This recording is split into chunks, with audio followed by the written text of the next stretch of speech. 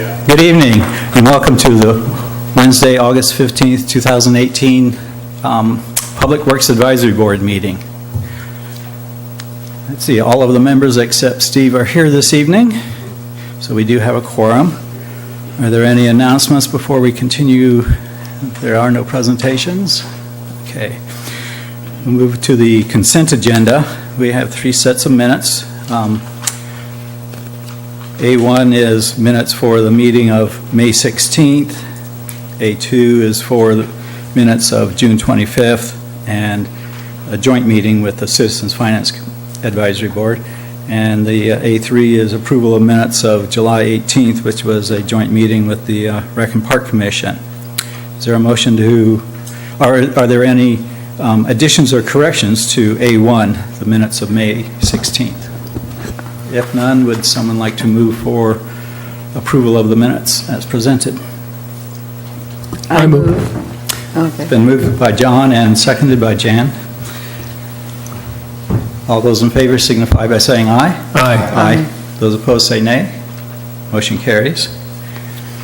A2, minutes of June 25th, 2018, joint meeting with the Citizens Finance Advisory Committee. Any additions or corrections?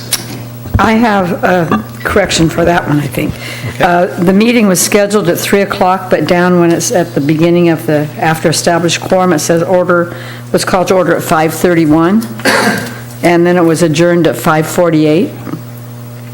It was a great 7-minute meeting.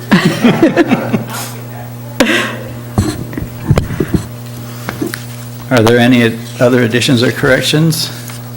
Then would someone like to entertain a motion to approve the minutes as corrected? I'll make a motion to approve the minutes as corrected. I'll second it. Okay, it's been moved and seconded. All those in favor signify by saying aye. Aye. Aye. Those opposed say nay. The motion carries. A3, approval of minutes of the special joint meeting with the Rec and Park Commission. Any additions or correction to this set of minutes?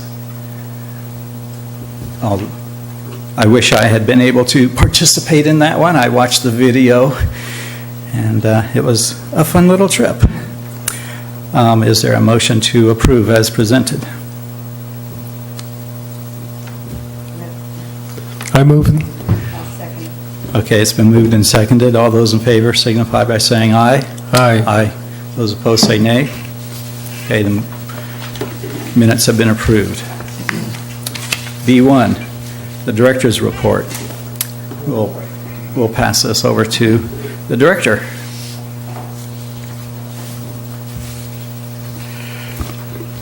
Thank you, Mr. Chair. A few things that wanted to highlight on here on page 7 of the report, where we have our listing of service requests.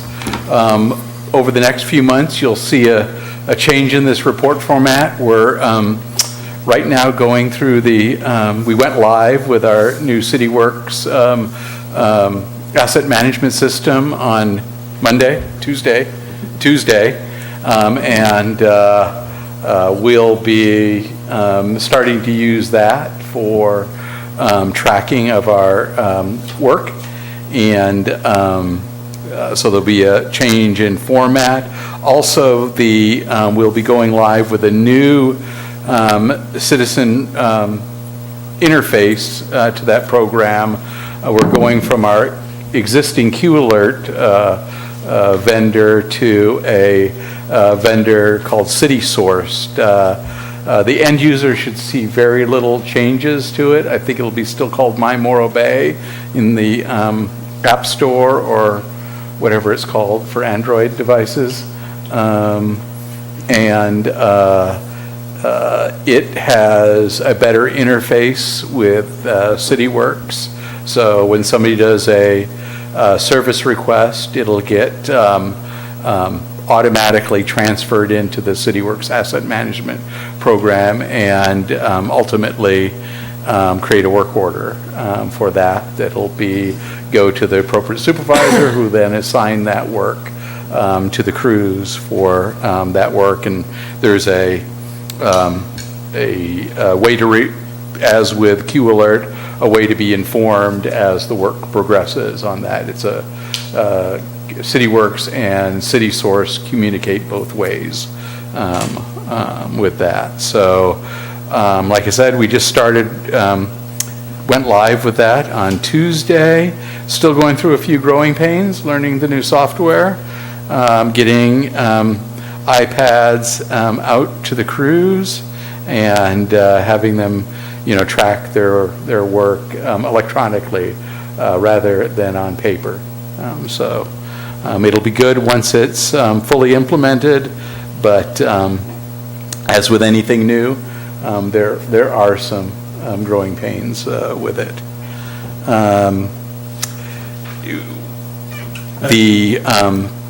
On the wharf front, last night the City Council certified the environmental impact report and approved the project description, directed us to move forward with the project. So there's some tasks that can now be started on with the approval of the EIR, although we probably will not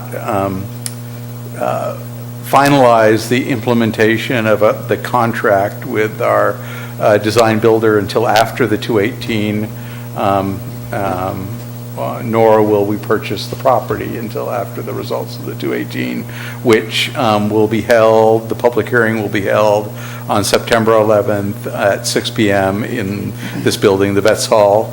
So that will be the opportunity for the public to, if they so choose, to either file a protest or express their support or withdraw a protest if they've already submitted one. So that will have to be accomplished by the end of the public hearing. All protests and withdrawals need to be in writing. So coming to speak at the meeting is not an official protest. If you want to protest the 218, you'll have to provide the information as indicated on the notice. With that, I'll turn it back over to the board for any questions that hopefully we'll be able to answer tonight. Okay, tonight we'll start on my left all the way down to Christian. How about that, or would you like to postpone? I didn't have any questions regarding tonight's agenda. I just had a question on the Memorial Bay, only because I utilized it as a citizen to another department, so not the Public Works Department. And so actually got on it, last night. And so a couple of my requests, just they've been open for over a year. So I just didn't know the validity of each of the departments or the plan for even just the Public Works Department is those requests, like you have a good maintenance log here showing, how many open, how many came in, how many closed. The other department's taking it the same approach and looking at that on a monthly basis, or? There's, with the Q Alert system, if there hasn't been any action on the item, at least in Public Works, it's set up this way. It escalates to me after a certain number of days, and then if I don't do anything about it, it escalates to the city manager. I don't know if they've implemented that in the other departments that use it. One thing I've noticed it as a user, and we'll correct this with CitySource, is there's way too many categories. Right. Trying to find the right, and we get a lot in the general category that I'm not sure that is monitored as closely as it should be. So we'll work to eliminate some of the categories that don't make sense for Morro Bay.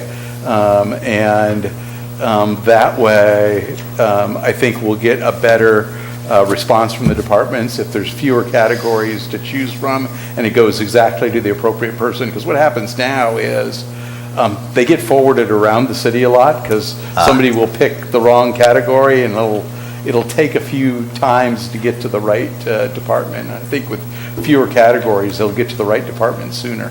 So you'll just be able to clean up the drop-down menu and Yeah. then the You won't have so tickler, many- the tickler for the escalation or the exactly. notices. Okay. You won't have so many choices, but I think the choices will be appropriate for our community, and I think it'll be easier for the end user rather than having to decide, was this a sidewalk repair, a sidewalk replacement, a sidewalk installation, you know, Sure, okay, So- cool, thank you. it's just a sidewalk issue. You bet. One thing that really helps is, and I try to do this when I use the request module, is if you're using it on your Android or your iPhone, just use the camera feature, take a shot of it, and I think as Public Works people, we have to work on this. I know I sometimes find myself getting way too close to the problem and taking that shot, rather than maybe taking a shot close in and then coming back out a little, so that there's some perspective and relationship, so the guy out in the field can actually see, rather than just a zoomed-in view of a lifted sidewalk. They might see it's next to the tree or next to the fire hydrant, so they can actually... Right, so bigger scope, and then Yeah, that way, exactly. it's Yeah. basically pre-scoped Yeah. instead of going When we out. get this up and running, we'll plan a demo for the PWAB and run it on the Sure. screen, and... It's a nice feature, yeah. Yeah, maybe one day we'll have screens that people can actually see. Okay, is there anything else, Christian, or, okay, Jan? Okay, on page 12, under wastewater management, about the fifth bullet down, I just wanted clarification on, it says, with assistance of the Harbor Department plant staff performed ocean receiving water sampling. Ocean receiving water sampling. Is that the point where the wastewater, where the ocean receives the output? Is that what ocean receiving? Yeah, that's correct. So receiving water essentially is where our effluent goes in, what's receiving it. So it is the ocean. So by requirement of our new permit, we actually have to go out into the ocean and get some background water when we do this test. So it's actually upstream of where the currents flow. So it's minus any influence of our wastewater itself, but in that general vicinity of where we're discharging into. So you have the comparison. So how did we pass it? Did we pass the Well, the report toxicity hasn't- bioassay? Yeah, the report hasn't been finalized yet, but the preliminary report that I received shows no anomalies. So it's a toxicity test with very small fish larvae that they actually test, and they look for any toxicity that would kill that very sensitive organism. And preliminary, everything, it was fine. Okay, good, thank you. Then, I guess, going to page 19, in the frequently asked questions, 5Q. The bottom part of the answer, the last sentence, for the other components of the program, for example, conveyance, lift station, force main, and off-site recycled water facilities, are in the preliminary, the estimates for that are in the preliminary design and planning stages respectively. Is the estimate for those included in this $41 surcharge when they determined that? Yes, all the components are included in the surcharge. So as we bring the project forward, and because we're carrying the appropriate level of contingency on these planning level designs, 25% contingency, as we get closer to design, we'll be reducing that contingency and making adjustments to the rates. That's why we wanted council to review the rates on an annual basis, so that we are sizing the rates appropriately. They can always go down, they can never go up. Because when this 218 thing goes, 41 is the maximum. 41 is that we are setting the maximum rate. That doesn't prohibit council. In fact, the legal requirements would encourage council to size that rate appropriately for basically operating the utility, delivering those capital projects, but not really any more than you need. Okay, so then I was also reading that we've already gotten about 10 million plus in grants. So we Has have that been, was that figured before, or Or is that going to reduce the $41 surcharge, or were they already figured in when we came? That was already figured in, and it's a $10.3 million low-interest loan. It's a loan at 1.7%. It's for planning and design. So that will carry us, should there be a successful Prop 218 result, and we move forward with the project. It'll take a while to finalize the WIFIA and the SRF loan funds. So we have $10.3 million in planning and design loans to carry us through the first part of design. So the goal is to use cash on hand to take loans as late as possible. So use cash first and then go to loans. So we're accruing cash with our existing rates. As the surcharge comes in, we'll still be accruing cash because we won't have to pay debt service yet. And the goal is to use as much cash as possible before accessing the loans, so that it's a bigger down payment. So our Yeah, okay, mortgage so is it's less, yeah. on the project. So then I was asked, speaking of that, if this is a surcharge, but it's not, so like the rate is a certain amount, plus you're having a surcharge. So the question was, if the surcharge can't be more than 41, can the rates be increased? Or was that just a terminology thing? So the surcharge is paying the debt lion's share of the debt service. The existing rates will max out next year and can't be increased until there's another 218 process. And the rate study does not anticipate the need to increase those rates, at least in the near term. I'm sure as unless inflation ends and costs stay with a zero rise, that's the only reason we should need to increase rates in the future, is if those costs of providing that service go up. So ideally, instead of waiting 20-plus years to do rate increases, we might look at those on a little bit more frequent basis. But in the next 5 years, the rate study did not anticipate needing a rate increase. Okay, but, okay, then, and then there was one more, it was, I don't know if it was a typo. Oh, on page 23, question 13, and the last sentence in the answer, the question was, how would rates be impacted by eliminating reuse? And the last sentence of the answer says, eliminating reuse from the project with revenue bonds, et cetera, would reduce the surcharge by about $150 a month. Did you mean to say reduce it?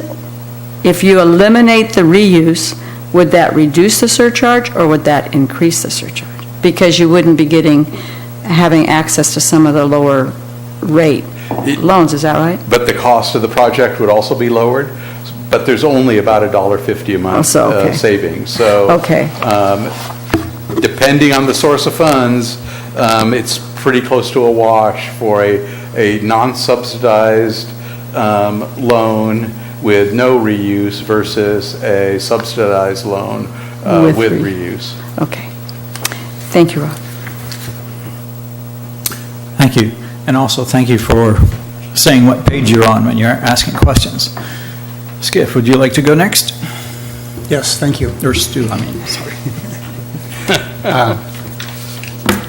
Rob, I know we've talked infrequently about generating our own power at the new location out there, and I think that's an important thing to be involved in. I know that Sunrun, I spoke with them yesterday or today about the panels that are over there that are generating power for the men's colony, and you'll see them right alongside the road out there, and it generates quite a percentage of power for them.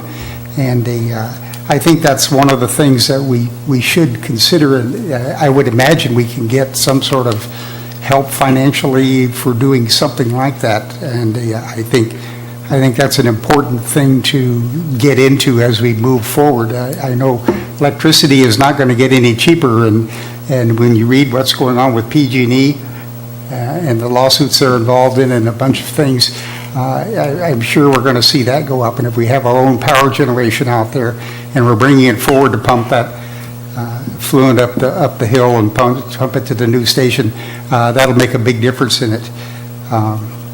So the site plan does accommodate a solar panels out there, but we didn't think it made sense to put it in the design build. I think we can get a better deal with a purchase power agreement. That way we're not out of pocket any cash to do that. So we would basically buy that power from whoever installs that solar system at a reduced cost to pay back that infrastructure. Good. I know the vendors I talked to said they would be interested in doing that, and I did send you over some Yes, I saw information that. on it. So I think that's an important thing. On page 10, we've got 2 staff members attended the United Academy Trench Shoring for Construction Safety.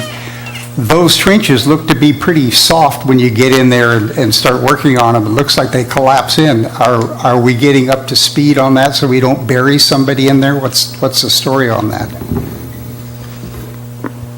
Yeah, definitely.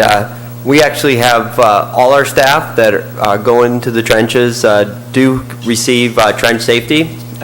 We outsource that locally to a company that provides that training, and and we abide by all the requirements. So we definitely take that very seriously, and any of the deeper excavations, we do job hazard analysis before we go in it and make sure we have all our personal protective equipment. Good. Let's see, a few lines down from that, it says, tested the City Works Access Management Program. Is that what you just talked about a little bit ago, Rob? Yes.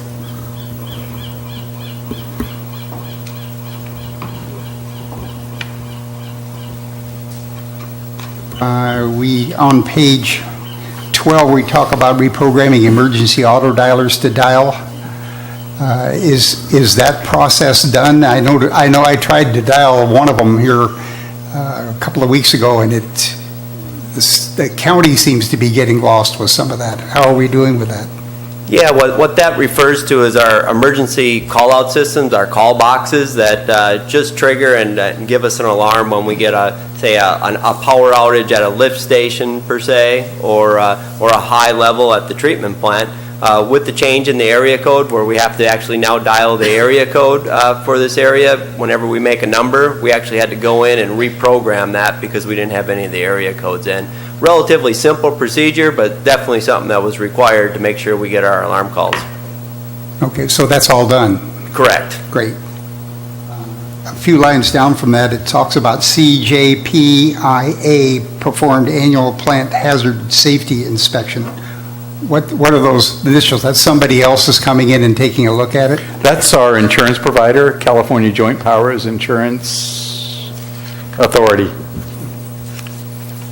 So they give us a report on it and say, you guys are doing good, or you need to change this feature or that feature, or you And need they to come walk out, over here. and they come out for inspections, but we also call them out when we have questions on something we may be doing new, to observe and give us advice on making sure that we're doing it appropriately, safely. For example, they will come out and inspect playground equipment for us, and it's all basically part of their service for minimizing the risks to the cities. Does that have anything to do with the gopher holes in Elmar Park? Moving on. SLOCOG increased construction funding for project to $3.1 million. Still requires 50% match by city. That's on Highway 41 maintenance. That's that loop around on Highway 41 where, Yeah, so that's the intersection improvements there, so we're still in the preliminary engineering, environmental review stage of that. Caltrans is the lead on the environmental review, although we're funding it all right now. So we have enough funding to get us through design. It's some of the design requirements for the location of that roundabout and its proximity to the existing bridge structure required some fairly expensive retaining walls to make sure that we have proper sight distance and curves in there. We convened an ICE TAP meeting, a Intersection Control Evaluation Technical Advisory Panel. It's a Caltrans thing, or FHWA, actually. Hillary Eisenbrand from FHWA Denver came out to, she's the nationwide expert on roundabout design, and she had some good suggestions for us on cost savings. Her biggest suggestion on roundabouts is don't design overly conservatively. Don't design for that 30 seconds a day when you may have some queuing. You may spend millions of dollars solving a problem that happens for 30 seconds. So she said, look at the real queuing issues and design for that. I mean, you're still looking out in time for the design life of the facility, but don't be overly conservative. So one of the things we're looking at is, do we need 2 lanes coming in, or will a single lane roundabout? So we're analyzing that traffic. It could save significant dollars on that project if it's appropriately sized. So that's not something that's going to happen in the next 6 months or a year or 2 years. It's down the road. Construction dollars are programmed through SLOCOG in 2021, 2022, but we still have to come up with match for 50% of the construction costs. I love sonic hamburgers, and I see we're moving through the process there. Is there any kind of a holdup on that, or is it we're just reviewing what's happening and you know what's going on? It's the iterative process of plan check. They're busy with other projects too, so it does take a while for them to respond to the plan check process. That's one of the projects we've actually sent out to outside plan check consultants because of our staffing level in the engineering department. So we're having a local Atascadero civil firm do the plan check on that, and they've been quite quick on their turnaround on plan check. It's just that the civil that's working for Sonic, I think, is quite busy and trying to turn those back around to us. But it'll make it through the process, and we're pretty close to getting you your Sonic burger. Good. Hotel development, a couple of lines down below that, northwest corner of Atascadero Road West and Highway 1. We're planning on putting a hotel in there? I think a developer is. It'll be a Who's Ever Suites. I'm not sure which brand it is, but it'll be kind of a mid-level hotel. I think 80 room is what they're looking at there. It's that parcel that's between the most easterly driveway of the high school and the highway, that long, thin parcel there. They're going through their traffic analysis right now. They'll be would guess they'll be going to Planning Commission sometime this fall.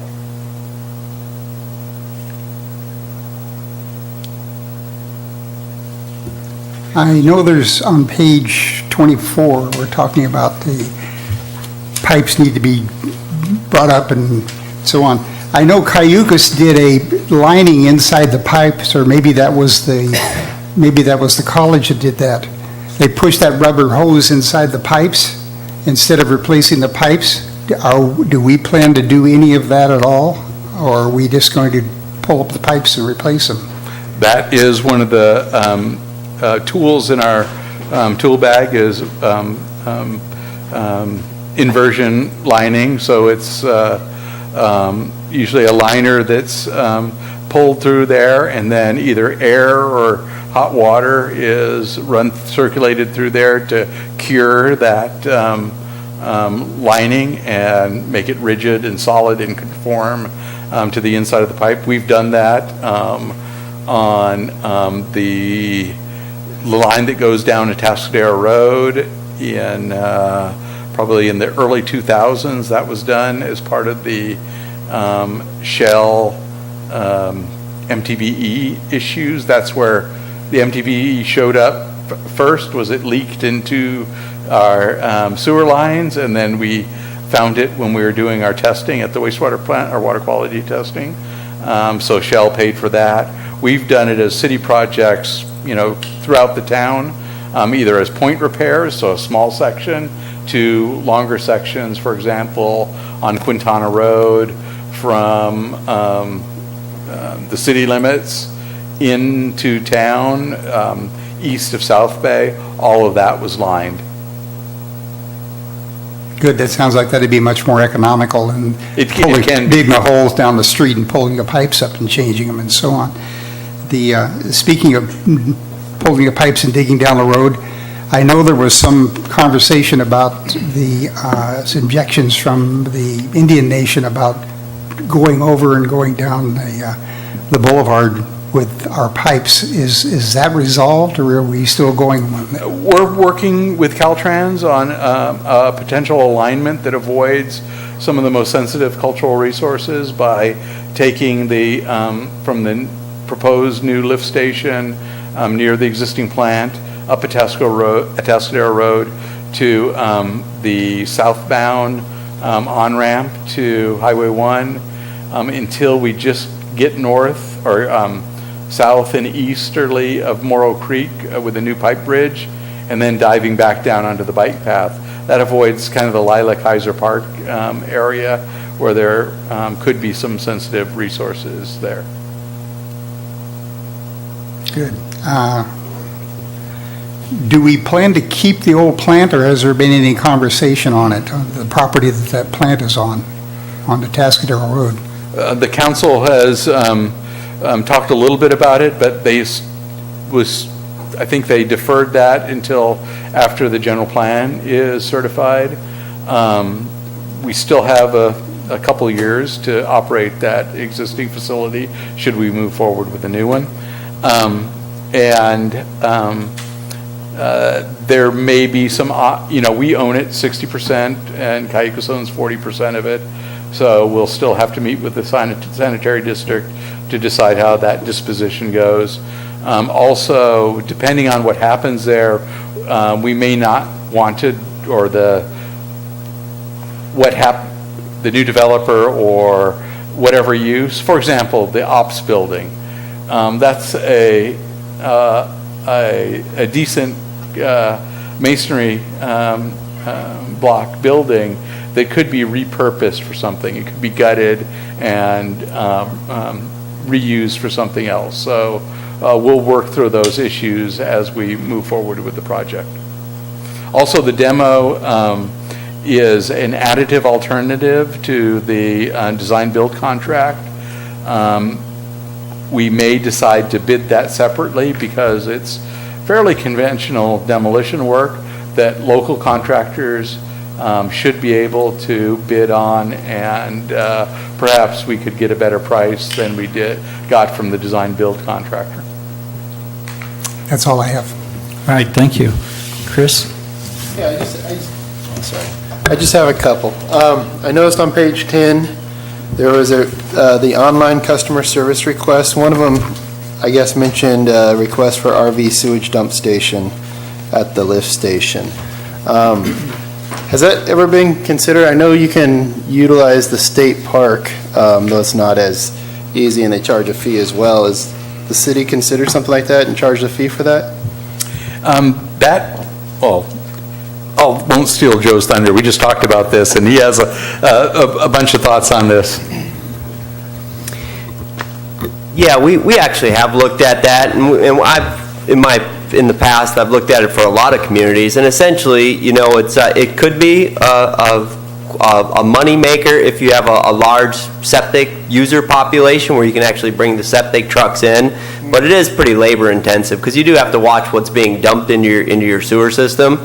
So, with the plant out at South Bay, it's not a location that would lend itself very well to having RVs come, and, our LCP plan doesn't allow septics from outside our local service area to come in. So, it really would be an expense that we wouldn't reap any benefits from, and it would increase staff time. So, we overrule, we're not looking at that currently. And then my only other question just is about the water conservation. I know we're required to judge it back to 2013. Just curious if there's anything coming down the line to where that date needs to change, or how we do compare to previous years. They haven't changed that date. I haven't seen anything that's going to make me think that would change from 2013. And we've always been quite a bit lower than 2013, 10, 15, 20% lower every time. Okay, John. Thanks. I got a few questions.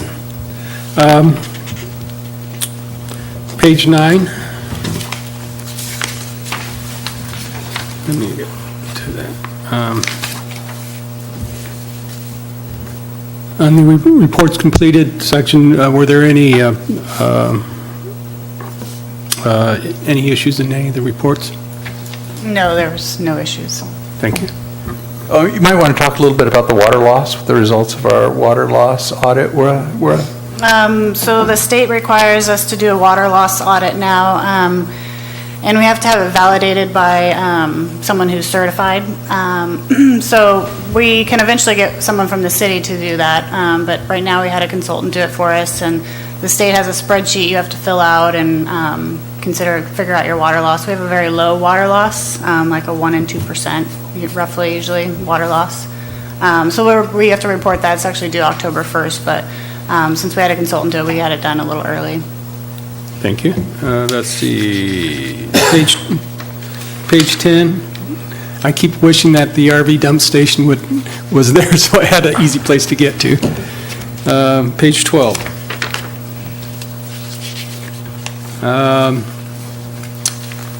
You addressed that one, so okay. That biotoxicity assay test, that helped. Page 14. Do we have a CIP list, which is going to be generated yet for this One Water? You saw the preliminary list a few months ago. Up there on the screen there, I didn't see it. So Carollo is working on the CIP as part of the One Water report. CIP list will be included in there. We plan on bringing that to the PWAB likely next month.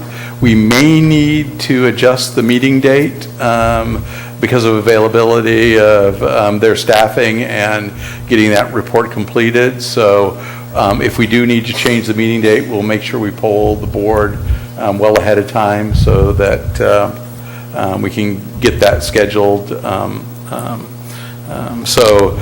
Right now, we have identified projects for the next 20 years in that report. So we'll likely publish that draft ahead of that.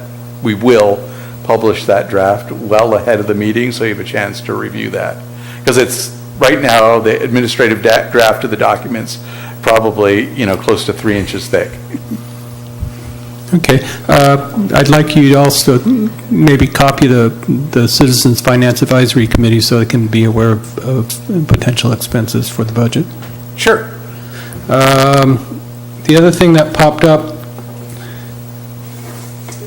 after talking to you, it's pretty clear that it will take some sort of act of God for us to be able to really ever get drinking water out of the Choro stream, other than what we inject from the wastewater treatment plant. Is that an accurate understanding of what you've told me?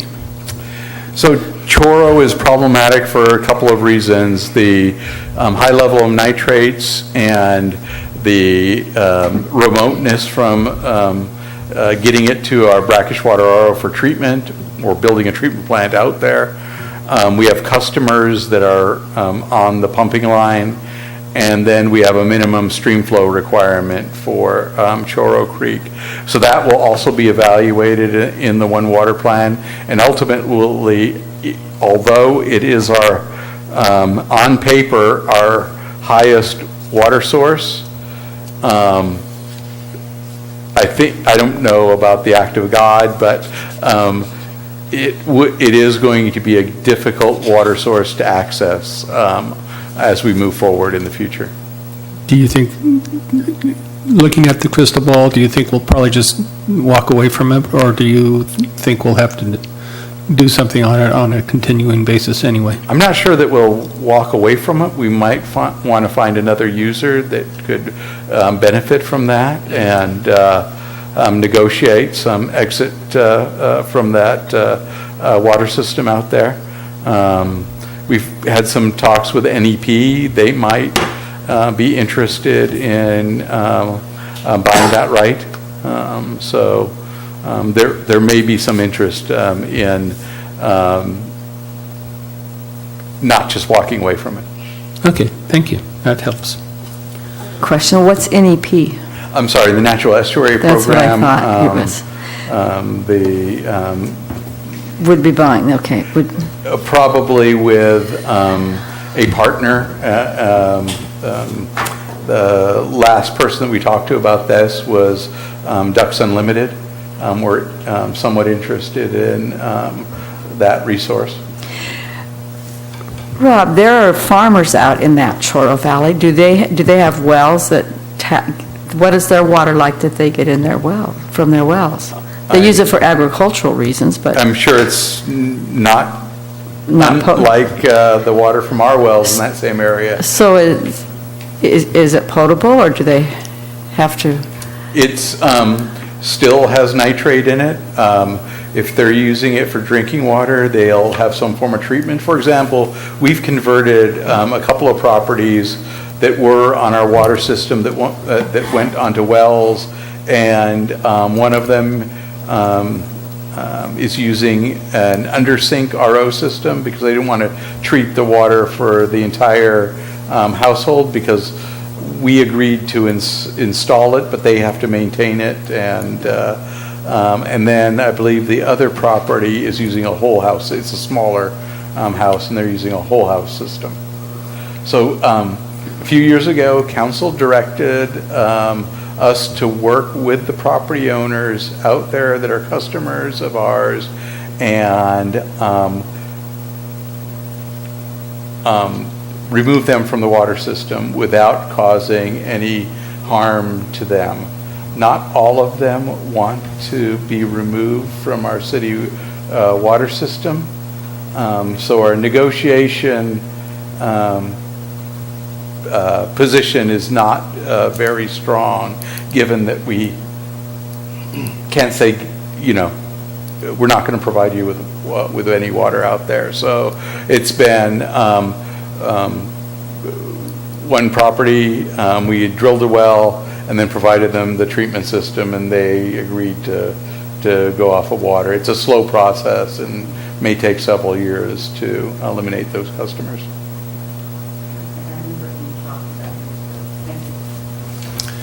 Okay. Did you have something else, John? I got plenty. Page 15, Highway 41. What sort of problems are you running into with those retaining walls? Is there only site distances, or is it there are also clearances and stuff like that?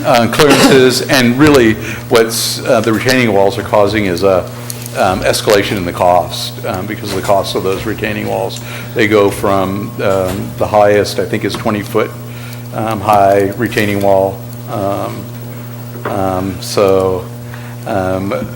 The goal is to see how we can adjust the geometrics to eliminate as much as possible those retaining walls.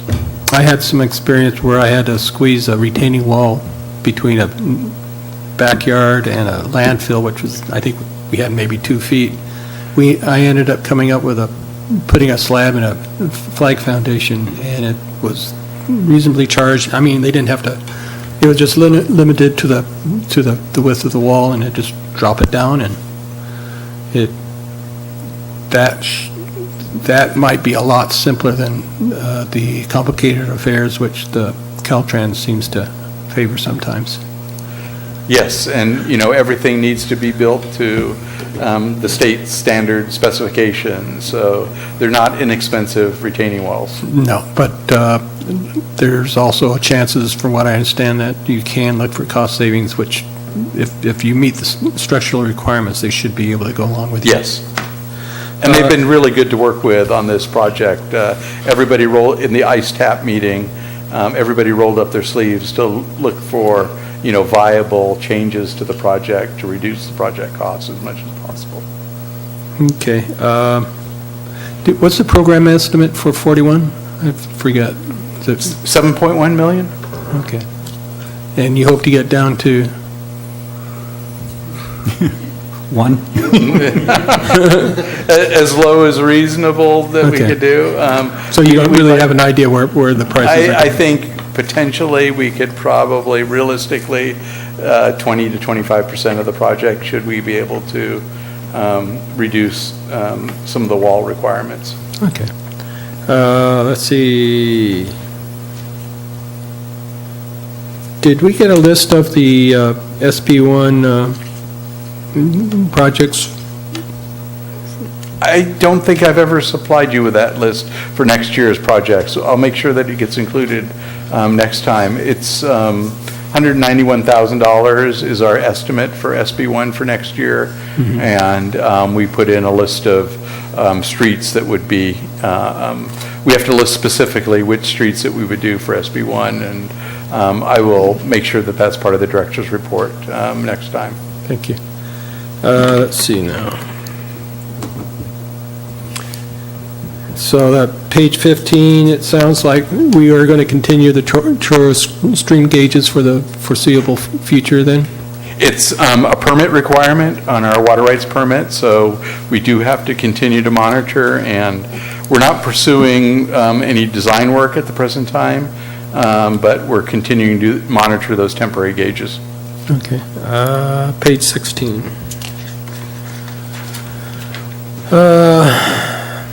We talked a little bit about the pedestrian safety out there, and so when we get another project putting in curb and gutter on Main Street, we'll try to come up with something different than what was used this time. Yes, and have probably a shorter leash on the contractor. Okay, thank you. And the history of that hotel development there at Tascadero and Highway 1, was that the old swimming pool area, or?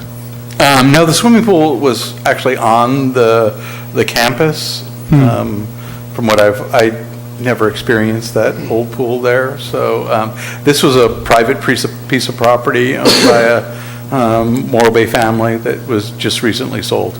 Okay, and let's see now. Make sure I got. Are you going to be looking at realigning the bike path through that area, or are we going to keep it on the driveway as it is?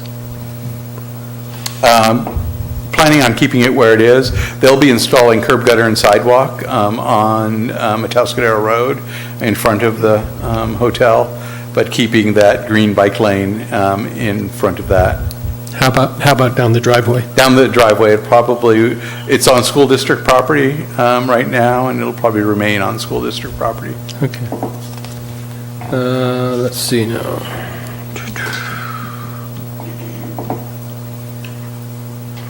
Page 18.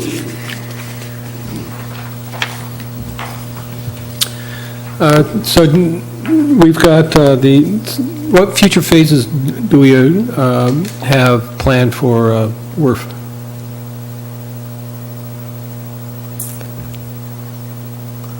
I noticed that there was a comment that, we've got to plan the demolition, we're going to have to plan what other projects are tied into getting the wharf being fully operational and the old plant decommissioned? Well, the wharf project is made up of, like I said earlier, 3 components: the main facility, the lift station and force mains, and then the injection system, so the return line and the injection wells. That and the demolition are really the only anticipated phases, and they're all in the current cost estimate. Okay, so so I make sure I got it right. The injection wells and the demolition are the only thing which is not currently planned to be done in phase 1 then? Is that No, right? the injection wells are included. The demolition is an additive alternative to the design build proposal, and will likely be completed by the design build contractor, although we will probably bid that out locally. Okay. Let's see. Will that need an approval also with Cayucas on the decommissioning? The decommissioning will require some negotiation because they, depending on how the property sale transfer is negotiated, they may have a share in the demolition costs. Okay. Okay. Okay, page 20.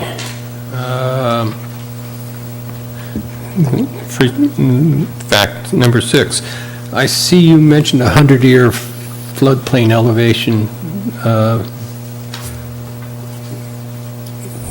100 years is usually, from my experience, is considered like, usually you try to go for 500 for critical infrastructure. What sort of things would be at the 100-year elevation? So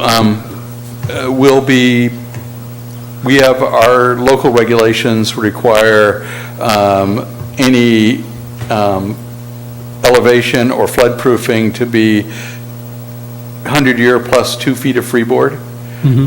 So the new lift station, all the critical infrastructure will be above that 2 feet of freeboard or flood-proofed to be up to 2 feet of freeboard above the 100-year water surface elevation.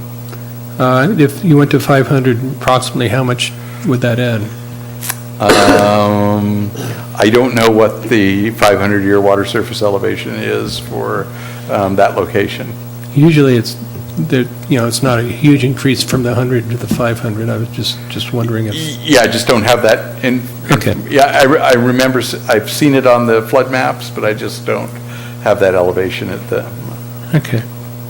Are flood maps going to be revised anytime soon, or they're what they are going to be for the time being? We did a revision a couple of years ago to that area of town. We revised the flood maps. We found an error in an earlier modeling effort. They used 13,000 cubic feet per second coming down Morrow Creek, and it's the flow study showed it was 8,000 cubic feet per second coming down Morrow Creek. Okay. So we revised the flood maps based on that. We did a 3D finite element analysis model for mapping that floodplain. Okay. Next, on page 20,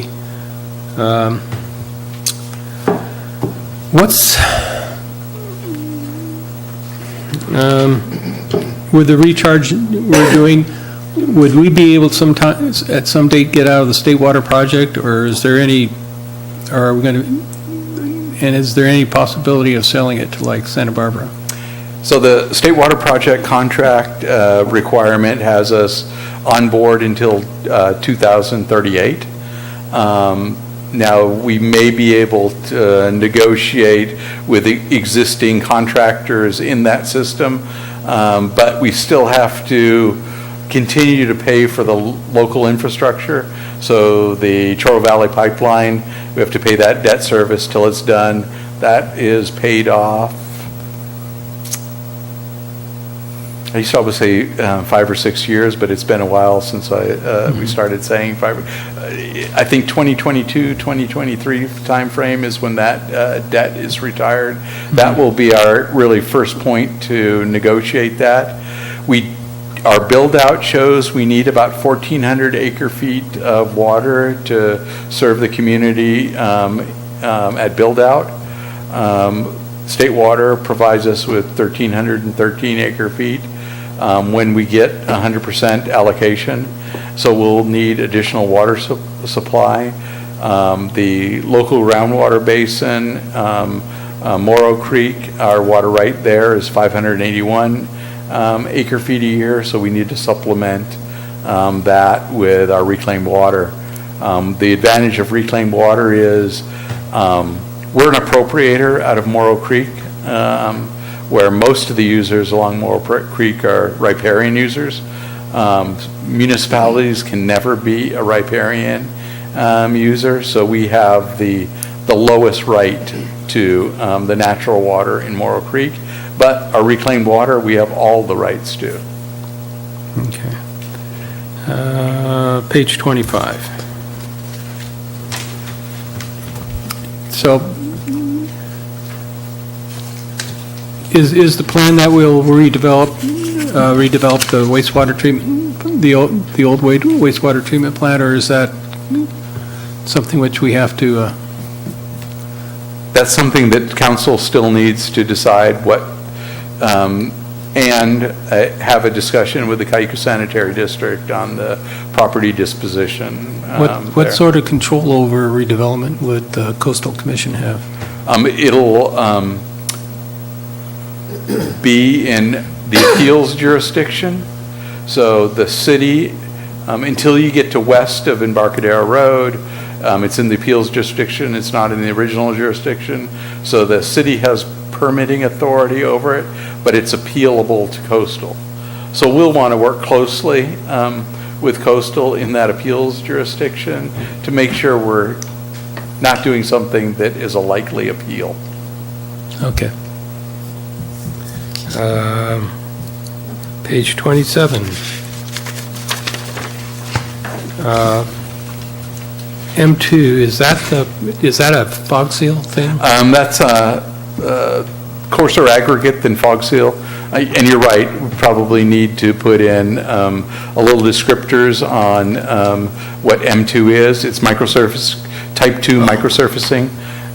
So it's coarser aggregate than fog seal, and it's for local streets, like the M3 microsurfacing would be even coarser aggregate, and that's for really highways.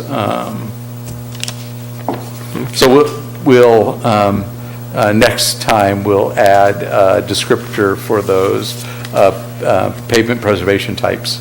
Okay, oh, and on page 10, trench safety, who signs off on trenching plans for the city?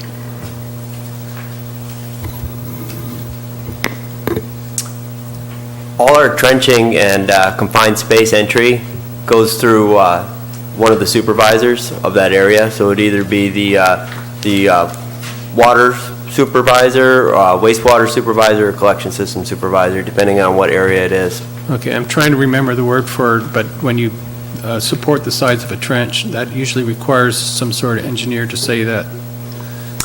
We don't go that deep, you know. Okay. We're definitely never in that deep, and if we would, you know, I forget the exact level, but, you know, we do have our little handy cards that we take in the field with us when we write our plans before we even begin a job and review them.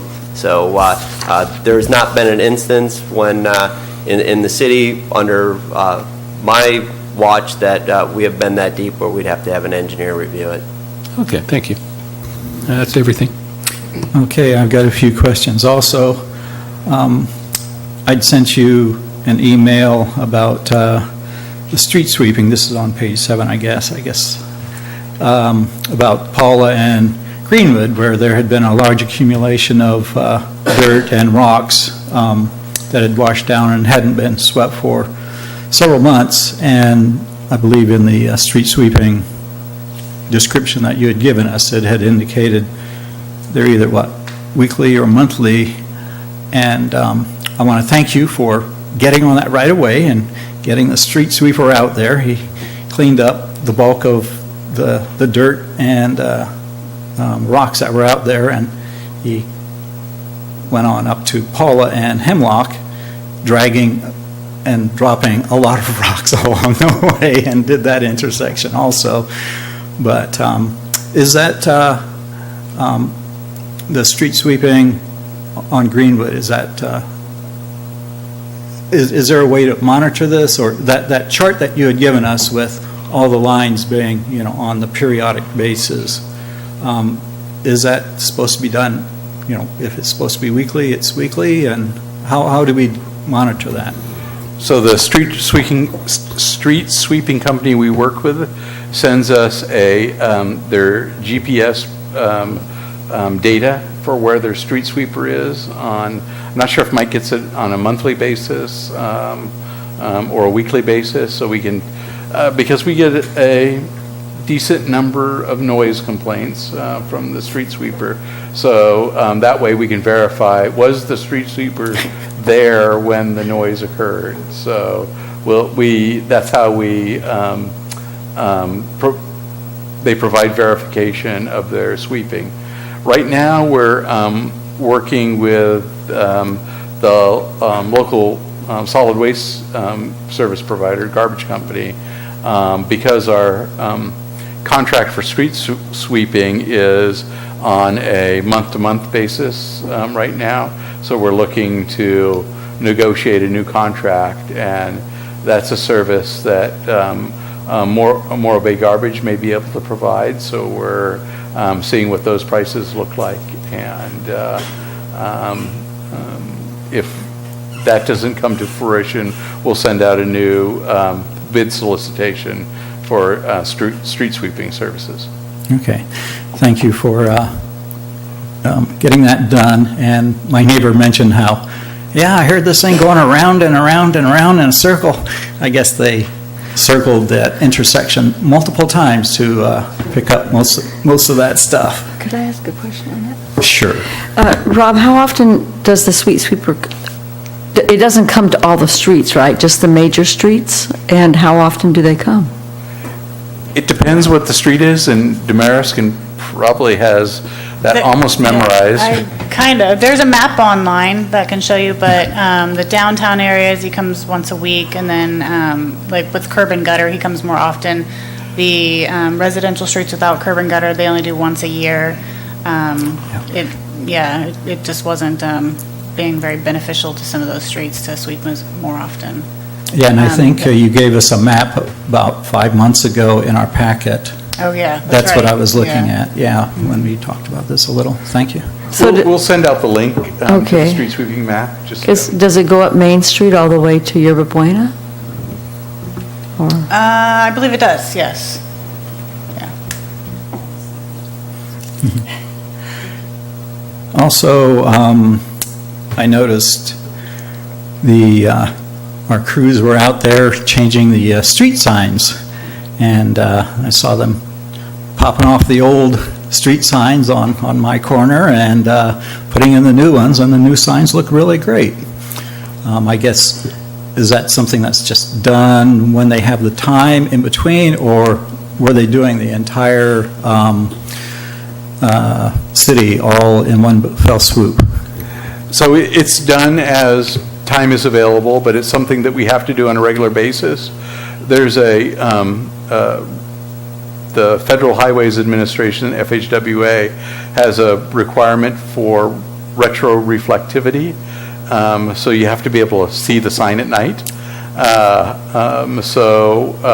Signs fade as they're exposed to sunlight, so we have to regularly change out street name signs, and especially the regulatory signs, the stop, yield, those signs will get changed out more frequently.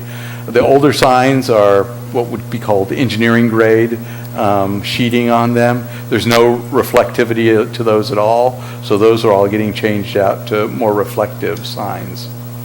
Okay, and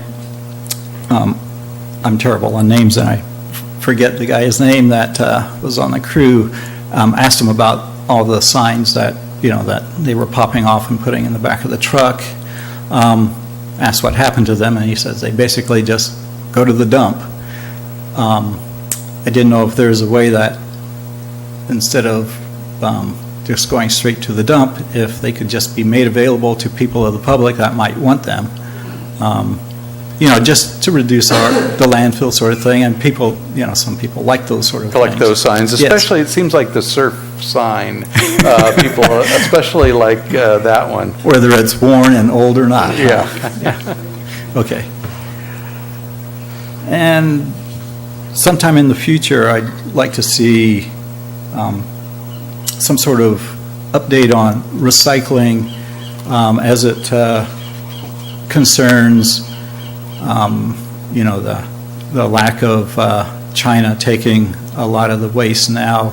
I know a lot of cities are impacted. I think you've mentioned this in the past about that ours tend to go to California recyclers, but I'm not sure when the next garbage contract is up or when the next formal discussion on garbage and recycling is going to be available. But just, something in the future, no hurry on it, but it seems to be occurring in a lot of other districts immediately. So. Okay. On page 9, the turn off and on services, I'm curious about our policy because when I came back from vacation on June 25th, a couple days later, on June 28th, I had a little packet hanging on my door that said my check had bounced and that and that was a Thursday, if I didn't have cash payment of the full amount plus the service charge by 1 o'clock the next Monday, just a few days away, over the weekend, my water service would be turned off. And then I would have an additional $51. And this was caused by a bank error, so fortunately my bank ended up covering the service charge that I did pay, the $25 service charge. But had my vacation extended a couple days longer, then I probably would have had my service turned off. And I'm just curious, it seemed like a very short time from where, a check bounces or whatever non-payment occurs, and then boom, your service is turned off. You've only got like 2.5 days to write everything.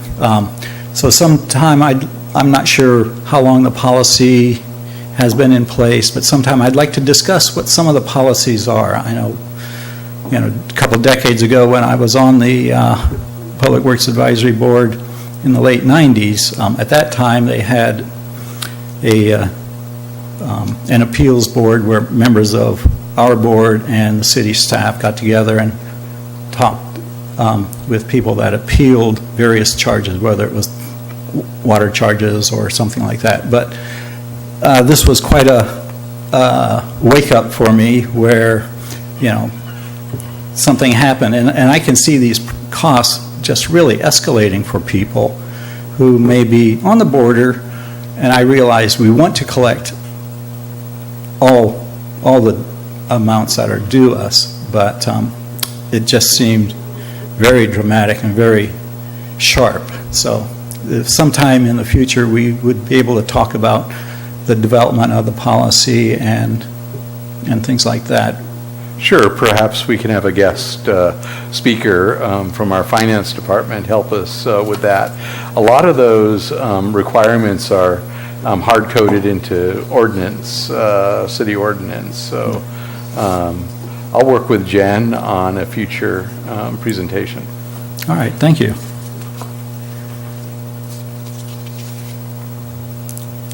On page, 15. Also in that email that I had sent you, and I think I mentioned it at the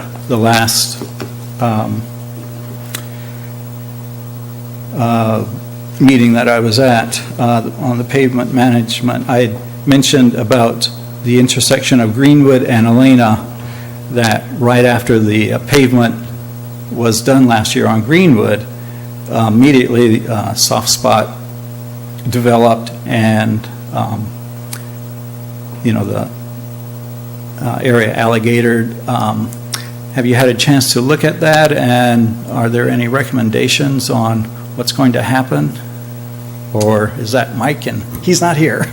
And we did send that back to Pavement Coatings to come out and evaluate, because they were the contractor on that. They evaluated it, and we're waiting for the response. We believe it may be a warranty issue, and we'll see what they have to say, and then we'll go from there. Okay, thank you. Then on page 16, next page, on the Morro Mist work that's under construction right now. On Bonita, they've done like 5 trenches curb to curb across the street, and then, for utilities or whatever, and filled them in. So now we have an extremely rough street in that area. Is there a standard that after they're finished with construction, that's going to be smoothed out? I don't know if those are just temporary fills into those trenches. What's going to happen with that? So that is cold mix patch that they've done there. Mm-hmm. So they're going to be coming through and doing their pave out with hot mix asphalt. So they have to pave out their entire frontage where they're installing new curb gutter sidewalk in that bulb out area. And then they'll pave the crossing also prior to Public Works filing their permits. Okay. I know a lot of times where there's just, maybe a small patch that, somebody's tapping into their water main or something like that. It doesn't create that big of a problem, but this one is 5 trenches all the way across the road there on Bonita, so it's a pretty rough road right now. Yeah. So on those water main, that's usually our crews doing Right. that. Mhm. And what we'll do is, because a single, 2x2 patch, not cost effective to go over and get a truckload of hot mix for that. We'll wait until we get a few of them built up, and our water crew works with our consolidated maintenance crew to pave a bunch of them at the same time, so. Okay, thank you. On that, John?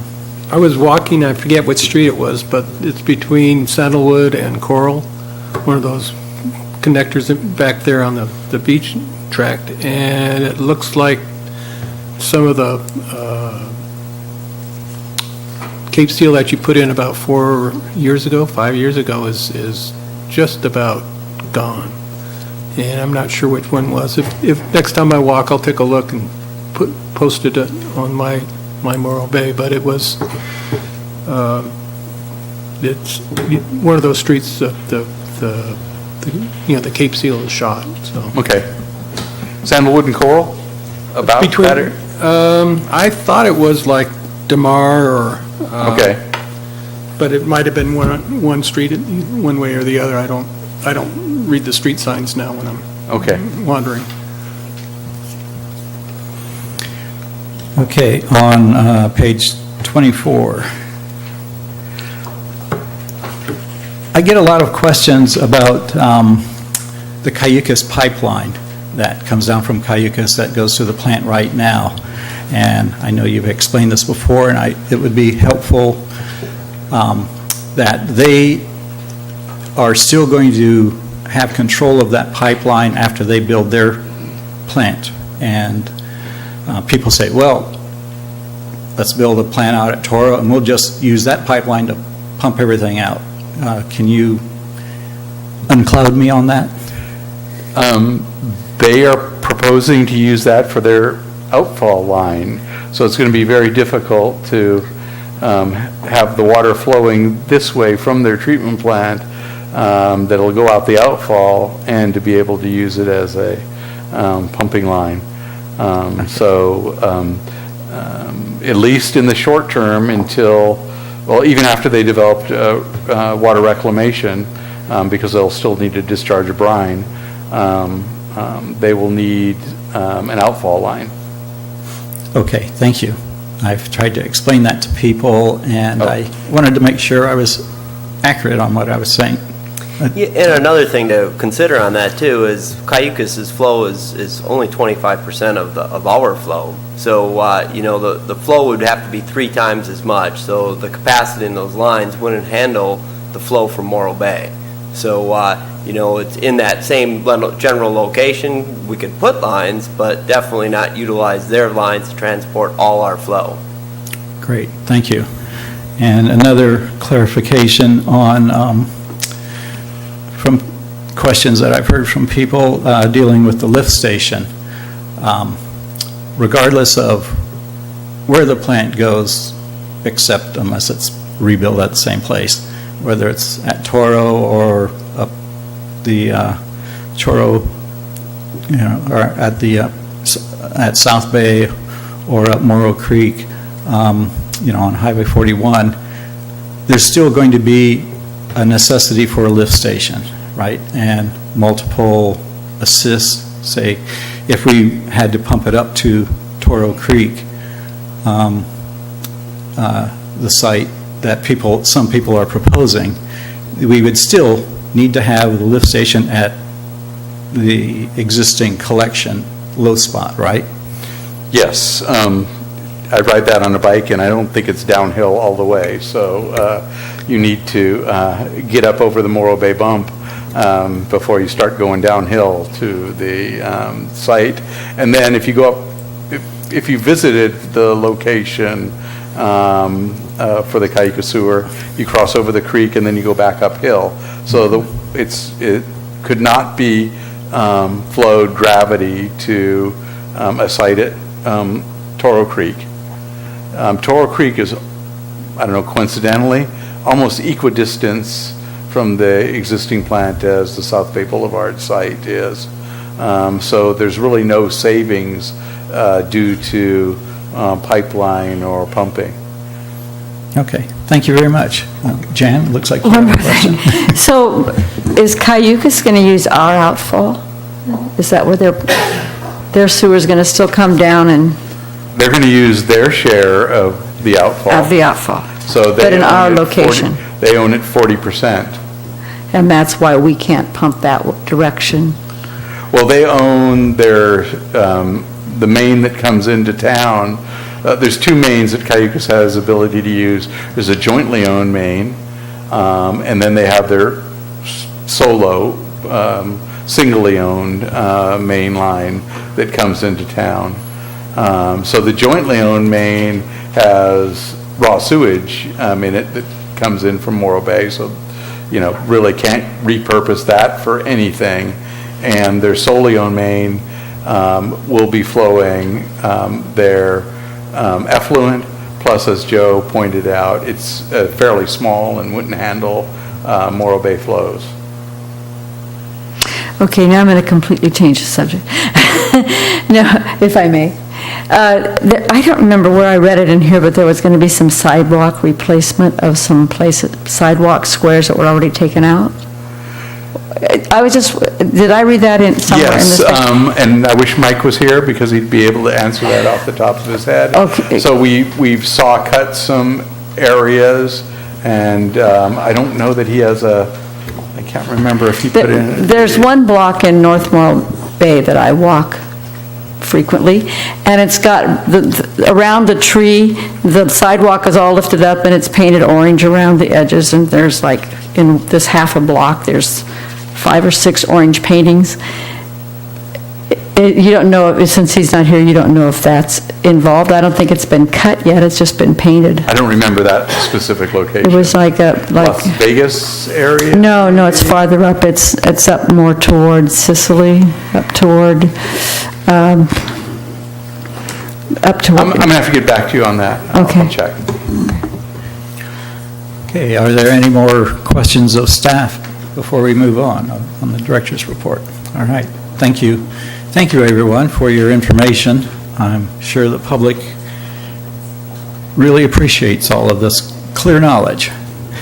Okay, item C, potential future agenda items. Anything that you would like to mention besides the One Water one for next meeting? That's probably the That's- next biggest item that you'll receive. We'll work as hard as we can to get that to you as early as possible, because like I said, it is a substantial document to review. And I know you'd appreciate more than the typical 3 days of review time for that document. And let's see, what was you say that we may need... We may need to... That would be an earlier meeting? Probably later in the month. Oh, later. We'll need to reschedule. We would just reschedule that meeting perhaps a week later. Okay. But once we confirm that, probably next week, we'll poll the board to see which dates may work for you guys. The meeting on the 19th will likely need to be rescheduled. Oh, good. Okay. Never mind. Any further questions of staff? Okay, and with that, I'll move for adjournment to potentially September 19th, or as we're... As we work rescheduled. as if it's rescheduled. All those in favor signify by saying aye.